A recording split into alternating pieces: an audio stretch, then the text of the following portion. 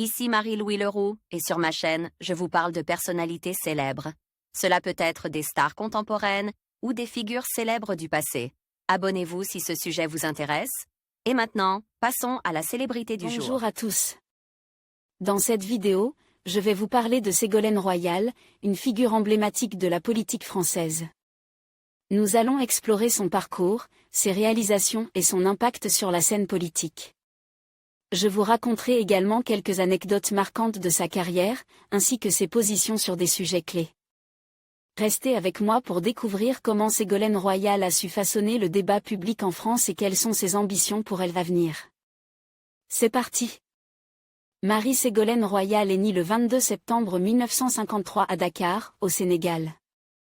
Elle grandit dans une famille nombreuse, à Chamagne, dans les Vosges, entourée de 5 frères et de 2 sœurs. Sa mère, Hélène Dehaye, est femme au foyer et son père est le lieutenant-colonel Jacques Royal. Enfant, Ségolène Royal supporte mal le diktat paternel et cette éducation stricte. Très vite, l'école devient pour elle un moyen d'émancipation. Elle obtient une licence de sciences économiques à la faculté de Nancy.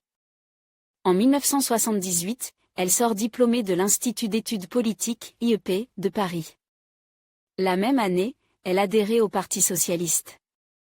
Fin 1978, elle entre à l'École nationale d'administration, l'ENA, et intégrait la promotion Voltaire aux Côtes, entre autres, de Dominique de Villepin et François Hollande. Une idylle naît sur les bancs de l'école entre la jeune femme et François Hollande. Diplôme de l'ENA, le couple est remarqué par Jacques Attali qui décide de les employer tous les deux à partir de 1980 comme conseillers de tribunal administratif, avant de les présenter à François Mitterrand.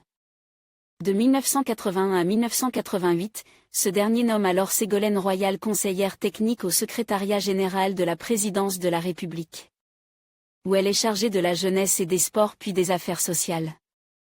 En 1983, elle obtient son premier poste d'élu en tant que conseillère municipale d'opposition à Trouville. Après 3 ans à Trouville, elle choisit le Poitou-Charentes comme fief politique et se fait élire en 1988 députée des Deux-Sèvres.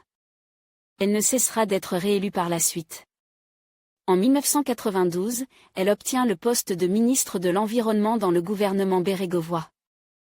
À cette époque, elle accouche de son 4e et dernier enfant, Flora, et pose pour le magazine Paris Match avec son enfant dans les bras. Un reportage devenu célèbre puisque réalisé en partie par la journaliste politique Valérie Trierweiler, future compagne de François Hollande.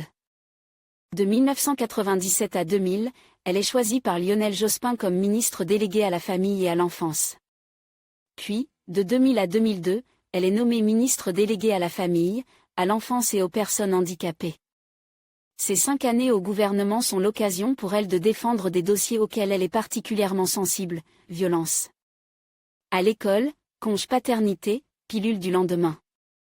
En 2002, elle est à nouveau élue députée des Deux-Sèvres. Puis elle parvient en 2004 à prendre à la droite la région Poitou-Charentes. Le 16 novembre 2006, elle est choisie par les militants de son parti comme candidate à l'élection présidentielle de 2007. Son fils Thomas milite en sa faveur pendant toute sa campagne. Mais elle perd face à Nicolas Sarkozy le 6 mai 2007. Au soir du 17 juin 2007, jour du second tour des élections législatives, elle annonce sa séparation de son compagnon François Hollande. En 2008, elle est candidate au poste de premier secrétaire du PS face à Martine Aubry et Benoît Hamon. Mais c'est la maire de Lille qui l'emporte. En mars 2010, elle est réélue présidente de la région Poitou-Charentes. Candidate à la primaire socialiste en novembre 2011 pour les présidentielles de 2012, elle arrive 4e, et c'est son ancien compagnon et père de ses enfants, François Hollande, qui l'emporte. Elle milite pendant toute la campagne à ses côtés. En avril 2014, elle est nommée ministre de l'Environnement, de l'Énergie et de la Mer.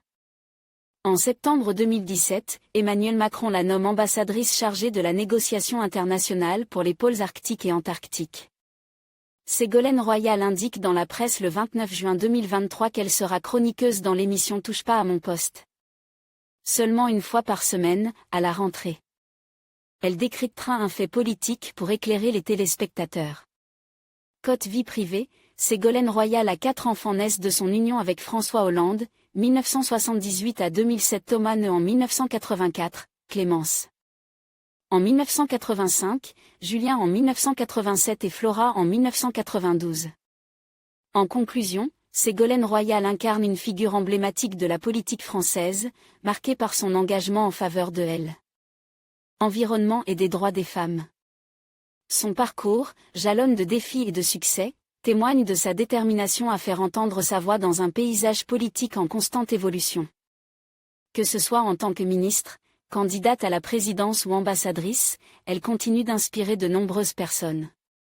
Merci de nous avoir rejoints pour explorer son héritage et son impact sur la société française.